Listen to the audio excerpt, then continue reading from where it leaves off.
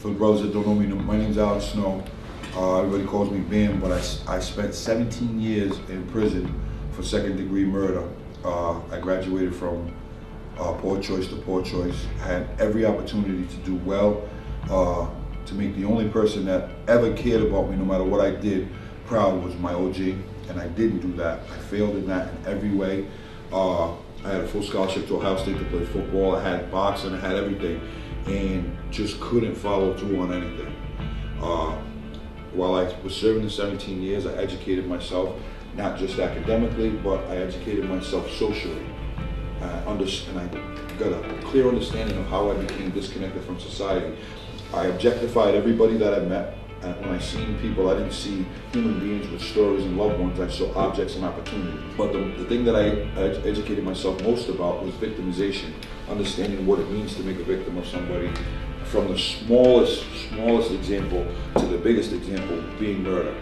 You know, I ask a lot of kids what it means to victimize somebody. They don't know. It's to take away their voice, their right, their choice, their say, and ultimately their life. The final piece to that was when Sal Montero and the Institute came up and taught me about nonviolence. When you think of nonviolence, you just think of not fighting back. But for me, it's more than that. It's a way of thinking. It's abolishing the criminal thinking, first and foremost, and thinking, the foundation of that for me is treating you how I want someone to treat my nephew. Treating her how I want someone to treat my sister, my brother. Right. You understand? I bench 500 pounds, but I've always been the weakest guy because that's all I knew was to impose my will on people. I've learned to use my brain, which is the biggest and strongest muscle you have, and that is the cornerstone of nonviolence, being a thinker instead of imposing your will and stuff like that. So it didn't resonate right away. I was reading it, it made common sense, and I could see how I could apply it to my life. The statistics for violence after he came in dropped almost 35%. Because he was teaching people and giving people other tools rather than imposing their will on people and fighting, and how to say no, how to grieve properly when one of their friends is killed and they're in there and the rival guy comes, teaching them how to deal with that in different ways, which is what this place is. And when guys started applying that, the statistics for violence came down. Where there was a time in between where you put your pride to the side. It started early. It started early because, and this guy used to come and visit me and say, there's whispers on the streets that you're not who you was. You're kind of like a shell of what you was. And I look at him and say, well, what does that mean to you? He says, it means that I've never been proud of you because obviously you're doing something different. He says, I want you to come home and stay home. Now, having said that, I was the author of violence. I've been shot 4 times, straight razor fighting 3-4 guys, hot grease thrown on me in prison during a riot. I was the author of violence. I'm here to tell you that it solves nothing. That's why my voice rings a bell that a lot of people's don't, and that's why Sal brings me in. I was so satiated in that life and rooted in it. So now when I changed my life and I stopped being able to walk away from certain things, like the guy that cut my face came into the prison and everybody got their popcorn and was ready to see. I know Bam's gonna crack his head open or do something to him. I walked up to the dude and said, you know what, brother? Everything that's happened to me in my life, I said I asked for it.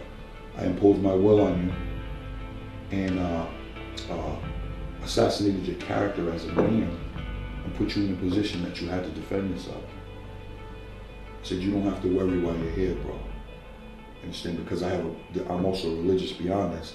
I said, I need to be forgiven for a lot. How about if everybody I shot at and wanted to get at me every day? I wouldn't even be able to leave the street. There's a reason why there's bulletproof windows on the car. You understand? So I had to put my pride to the side the second I started to elevate my thinking and abolish the criminal thinking. My pride was flushed in the toilet.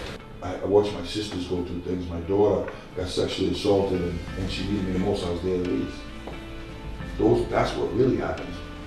And so many kids ask, well, what happened after you got shot? Not what happened to 50 Cent.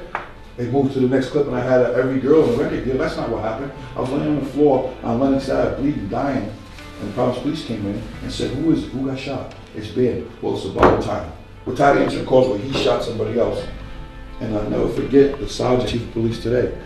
You want us to call the ambulance? He said, no, clear the house first, and maybe this selfish bastard will bleed to death and the world will be a better place.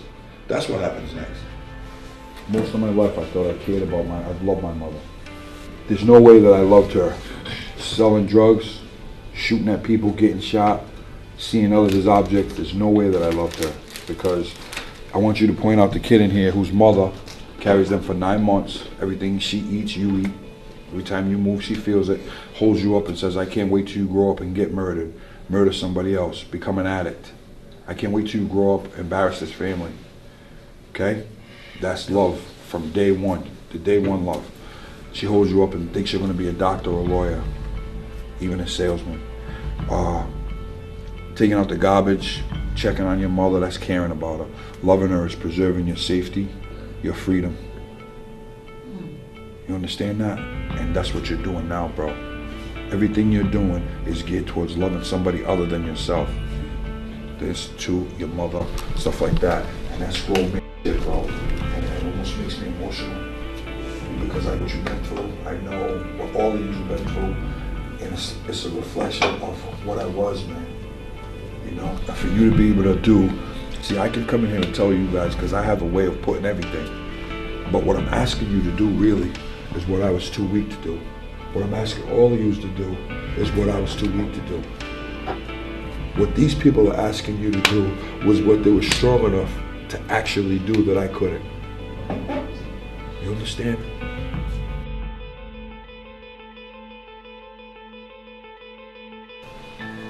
So it's real, man.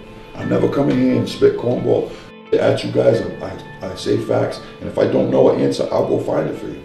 If I don't have the answer. But the thing that he brings to the table for me with this is the follow through, the foundation. Like I said, you guys can't eat our words. That's why the Institute tries to take care of you and give you a pay and help you. You can't eat our words. You can't eat the books. You can't eat the paperwork we give you. You can't put it on your back.